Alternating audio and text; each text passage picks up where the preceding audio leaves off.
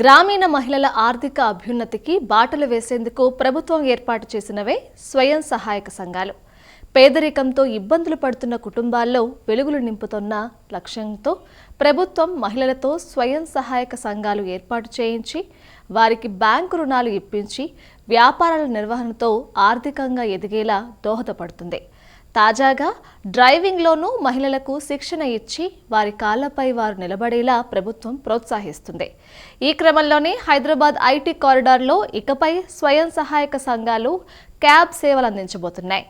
నగరానికి అతి సమీపంలో ఉన్న సంగారెడ్డి జిల్లాకు చెందిన ఎస్హెచ్జి మహిళలు ఈ క్యాబ్లను నడపనున్నారు. ఇందుకోసం జిల్లాలోని 35 మంది మహిళలను గుర్తించారు. వీరికి ఇప్పటికే కార్ డ్రైవింగ్లో శిక్షణ ఇచ్చారు. డ్రైవింగ్ లైసెన్సులు కూడా జారీ చేశారు. వీరు క్యాబ్, కార్లు కొనేందుకు వీలుగా ఒక్కో సభ్యురాలికి 5 లక్షల చొప్పున బ్యాంకు రుణం అందజేయనున్నారు. ఇక హైదరాబాద్లో ఉన్న ఐటీ కంపెనీలకు ఈ క్యాబ్లను అనుసంధానం చేస్తారు.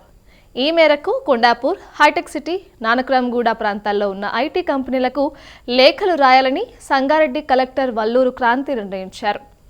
మహిళా ఉద్యోగులను తరలించేందుకు ఈ ఎస్హెచ్జి మహిళల క్యాబ్లను వినియోగించుకోవాలని ఆయా కంపెనీలతో ఒప్పందం చేసుకుంటారు.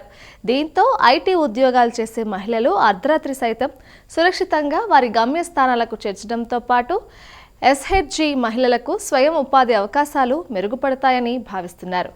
అలాగే స్వయం సహాయక సంఘాల మహిళలకు లక్షల్లో ధరలుండే కార్లను కొనుగోలు చేయడం ఆర్థిక భారంతో కూడుకున్న వ్యవహారం. దీనిని అధిగమించేందుకు ఎస్సీ, బీసీ, మైనారిటీ కార్పొరేషన్ నుంచి సబ్సిడీ వర్తింపచేయాలని కోరుతూ ప్రభుత్వానికి ప్రతిపాదనలు వెళ్లాయి. కార్ల కొనుగోలుకు అవసరమైన బ్యాంకు రుణాల మంజూరు ప్రక్రియ ప్రారంభమైంది. కానీ గతంలో ఇదే తరహాలో సంగారెడ్డి జిల్లాలో కొందరు మహిళలకు షీ క్యాబ్ల పేరుతో లక్షల్లో సబ్సిడీలు ఇచ్చి అధికారులు చేతులు దులుపుకున్నారు. దీంతో ఆశించిన మేరకు అది సక్సెస్ కాలేదు. ఇప్పుడు అలా కాకుండా ఐటీ కంపెనీలతో మాట్లాడి స్వయం ఉపాధి కల్పించేలా అడుగులు పడుతున్నాయి. ఈ పథకం సక్సెస్ అవ్వాలని మనము కోరుకుందాం.